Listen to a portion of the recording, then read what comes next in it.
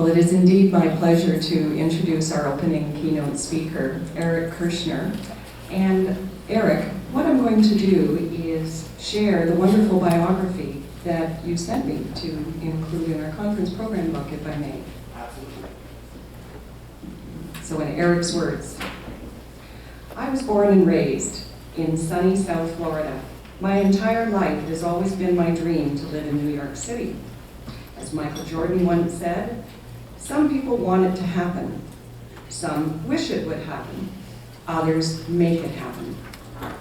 I made my dream happen by living in New York City. I received a Bachelor of Arts in Communication Studies and a minor in Marketing from Pace University in 2013. During my college career, I interned at two of New York's most iconic corporations, the Metropolitan Transit Authority and the New York Stock Exchange. Currently, I'm residing in Queens, New York. I was previously employed by H&R Block working as a client service professional. My dream job is to chase my passion, which is sports. Since last August, I have been working at Autism Speaks as a media intern, and I have written 2 blogs. I can vouch for that. I went and read your blogs. They were very well written.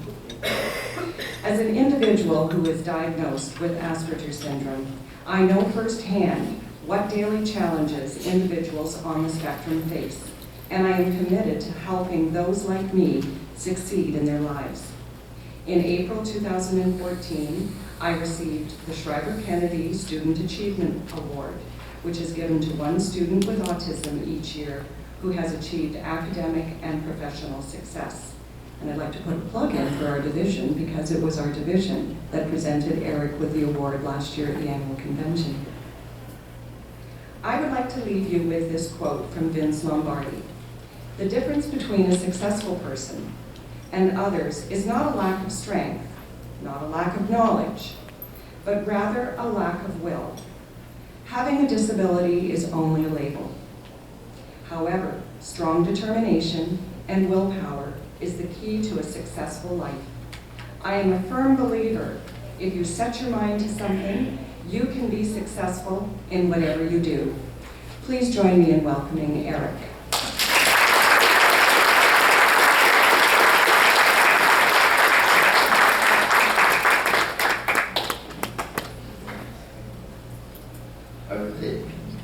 Wow, thank you, Diane and Cindy, for those nice words to introduce me. I'm so honored to be here today. As you know, Cindy just read that I have Asperger's. I'm on the spectrum. And throughout my entire life, it has always been my dream to tell my story about all the obstacles and the struggles that I faced when I was younger. And especially to tell it to a group of individuals that work with that work with the cause that I'm so passionate about, and that is autism. So now please let me tell my story, and I named it Never Give Up and Reach for the Stars. So here we go. So today, we're going to be learning about who I am, why I am here today, where I was the early years of my life before I was diagnosed, and all the characteristics and all the struggles I had growing up, and to my teen years when I was finally diagnosed with the label of Asperger's, where I am today, and where I'm going. So, as you may know, as all of you guys know, my name is Eric Kirschner, and I've been living in New York for the last 5.5 years of my life. And those have been the greatest years of my life because I've always had a dream and a passion of living in the Big Apple. You're going to learn more about that throughout my presentation. And I attended Pace University, which is in the finance district right in the heart of New York. And I'm going to speak more about that later in my presentation. And as I said, I have Asperger Syndrome, which is a form of autism. As all of you guys know, that autism is the fastest growing serious developmental disability in the US. I might not be a scientist or a researcher or an authority on autism, but what I hope you guys learn today is my unique perspective, being that I am and I do have Asperger's, so I know all the daily challenges that people 10 years ago and children growing up who are 5 and 6 years old that are facing. So I hope you guys learn a lot. In my words, autism might be classified as a disability, but you can't let it define who you are. Meaning by that, everyone goes through a lot of challenges, and but you always gotta have a fight in you that that there is hope, that there is different ways to get around those different obstacles. And I'm going to be telling you more about that later throughout this presentation. I just wanted to make sure, can everyone hear me well? Okay. Let me move this up a little bit, sorry. So, I had a conversation with Diane Zager about a week and a half ago. When I was going through my presentation and coming up with an outline. And Diane told me this quote, which I love, and this speaks to exactly about my story. And it goes as, when diagnosed, the test didn't show what I could do. It only showed what I couldn't do. Meaning by that, I know most people with autism are not the best test takers. And I've never been a good test taker myself. So when I was first diagnosed, these tests, they didn't show what I couldn't do. It didn't show what I could do. It only showed what I couldn't do. I'll never forget when I was late diagnosed when I was 13 years old. And most people nowadays, they get diagnosed as early as 2, 3, or 4. But when I got diagnosed at the Dan Marino Center, which is in Weston, Florida, I had to take a bunch of psychological tests, and these doctors, they try to shatter my dreams. And my dreams were going away to college and living by myself and living in New York. And they told my parents that they would have to think about, about realistically what I would be able to achieve with this condition. And they said that I would probably have to go to a community college and not be able to live in New York. And I remember that crushing feeling. I came home, I was crying, and I didn't want to take no for an answer. So ever since then, I developed a saying that I don't let people's opinions bother me. I never take no, you can't do it. So now, as why I'm here today, as Cindy said when she was introducing me, back in April of 2014, which that just felt like that was yesterday, 9 months ago. Time definitely flies. When I was awarded the Shriver Kennedy Award down in Philadelphia, Pennsylvania, and my father and I attended the reception for that night for everyone who was in attendance. And I spoke with a lot of you guys who were here, who were there back then, and who are here right now presently. And I remember this close connection I felt, talking with all of you professionals, and that's when I realized that, that possibly I want to try to have a career working within autism and being an advocate. So that's when the light bulb really went off in my head that this is what I belong, this is what I should be doing. And I remember that night, that was when Cindy approached me and asked me, Eric, would you be interested in possibly coming down to the CEC conference, specifically Dave, for the Clearwater 2015 to be a guest note speaker? And I thought to myself, wow, this could be a great opportunity, because I've never had this opportunity to share my story and different obstacles that I've been able to overcome. So I said without any hesitation, absolutely, I would be honored to be here today. So that's why I'm here.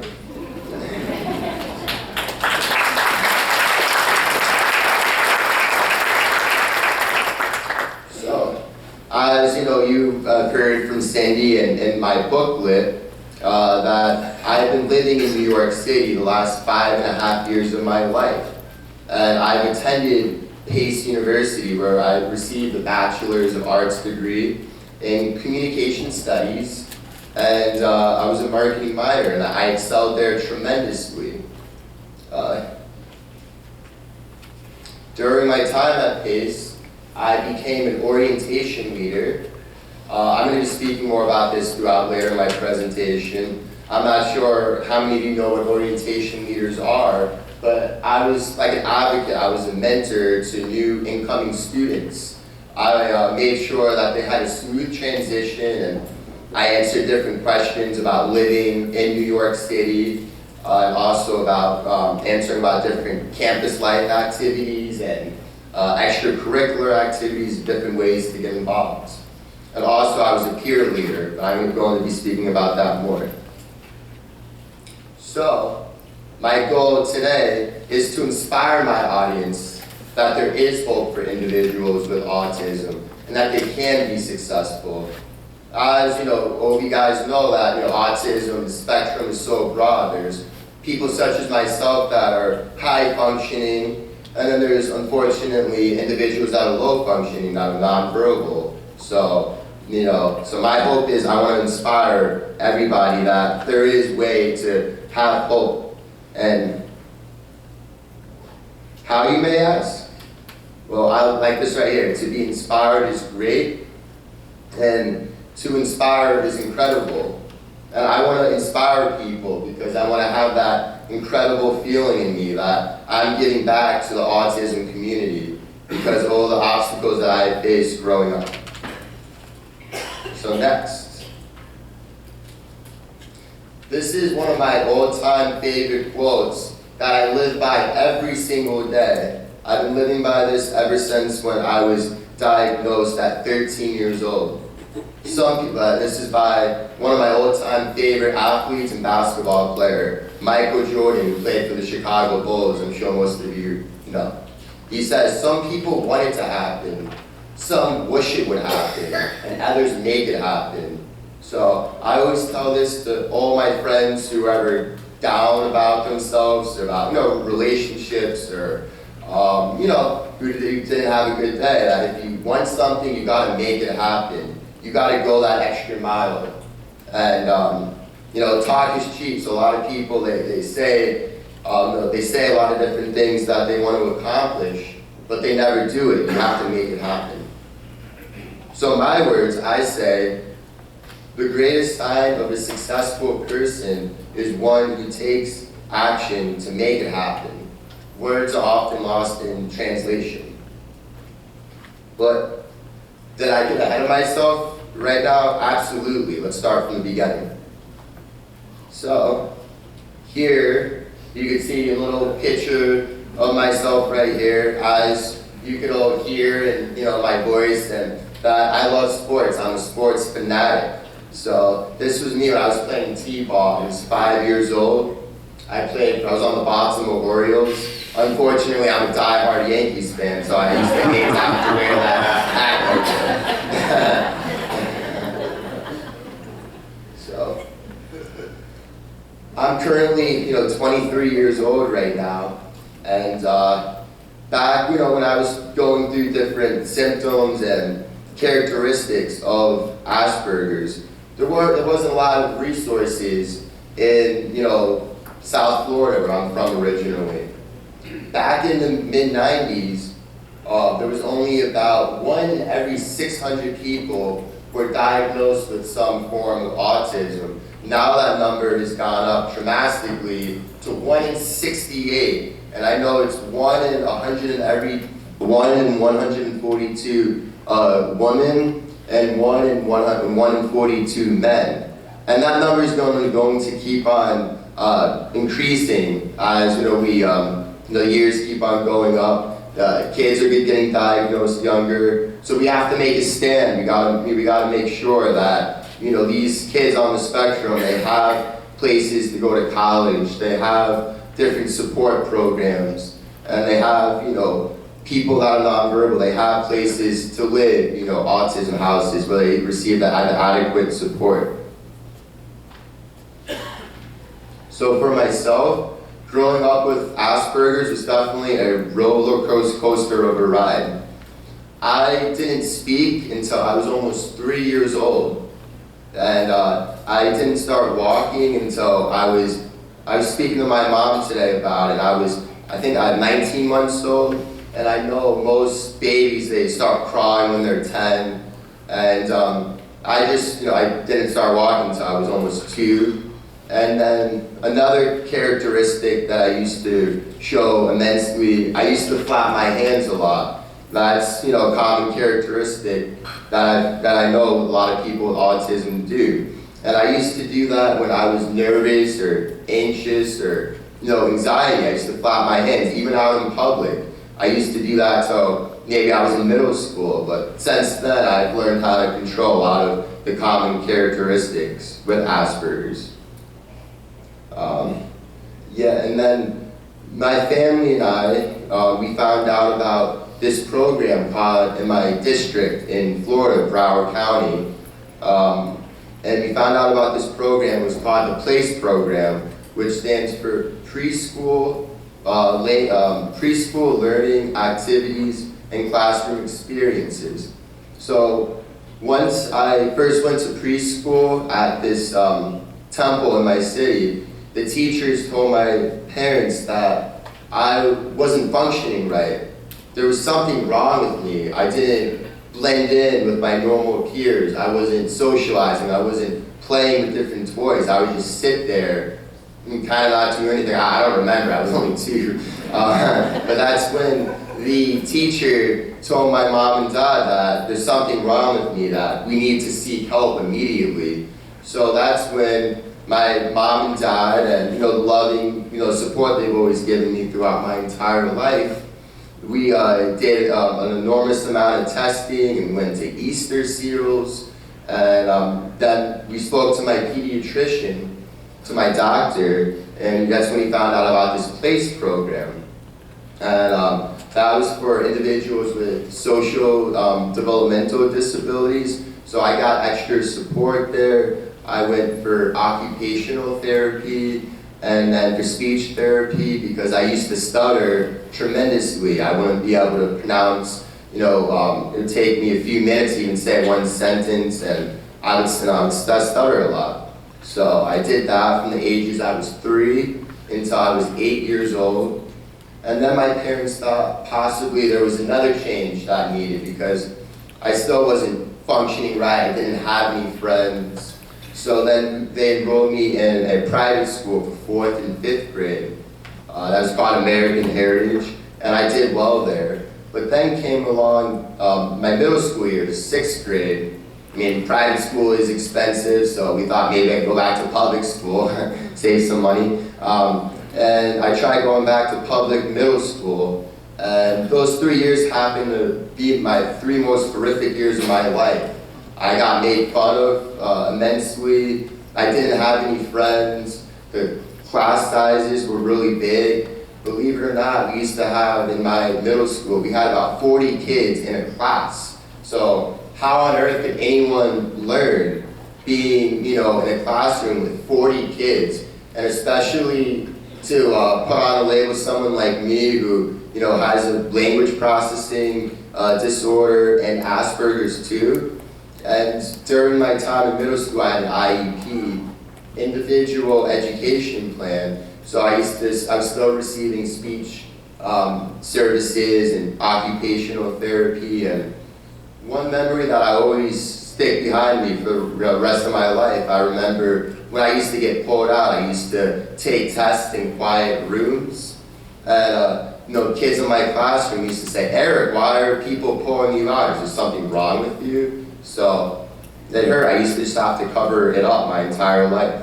So then, like I said, my parents spent numerous hours making phone calls to psychologists. Doctors always classified me as having a developmental disability. I didn't have even though we always thought I had all the characteristics of Asperger's, because, it's always been difficult for me to socialize, and I would concentrate on different topics.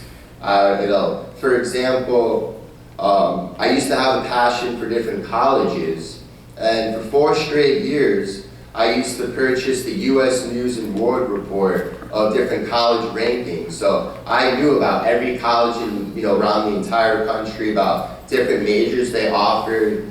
And also, I used to have a hobby. I used to collect different college shirts. So I think I had 33 different college shirts. And that was when I was in middle school. And, and I used to have a dream and an aspiration that someday I would go to Harvard University and become a medical doctor. I used to love sciences and thought I'd be a doctor someday. So my mom and dad, they listened to me, and we had my wall painted Harvard in my room. It sounds kind of crazy, but that was my passion. And let's see, it's gone. And another thing I left behind, I used to show a lot of anger tantrums when I was younger. I used to get upset. I just didn't know what was wrong with me. I didn't have any friends. So, I used to take out all my frustration on my mom and dad and my brother. Unfortunately, looking back, I feel horrible for what I did back then, but that was my way of relieving my stress. And and one thing that I wish I had when I was growing up with different struggles and obstacles was someone like me today. Someone who could have spoken with me, who was accomplished, who graduated high school, who went on to college, went on to a four-year university, and has been in different relationships before. To tell me that everything was going to be okay, that you would be able to get through it. Because growing up, I didn't know if I would be able to live on my own or go away to college. So that's one thing I wish I had when I was younger. So now, I'm about to tell you about the turnarounds. A significant moment occurred after these rough years when my parents decided to enroll me back in a small private school called American Heritage. And this happened to be the best decision my mom and dad ever made, because at American Heritage, I can truly say this changed my life forever, because all the teachers and students were so welcoming to me. I never had that feeling where kids would come up to me and talk with me and ask me how I was doing. The teachers were so welcoming to me. They knew what my accommodations were, how to interact with me. And then I joined the basketball team for 2 years, and I continue to get involved on campus and make new friends, including my first girlfriend. So yeah, I played basketball for 1 year. I played on the junior varsity team, and that's where I really felt it was my place, because I love sports with a passion. So it was always easy for me to talk with individuals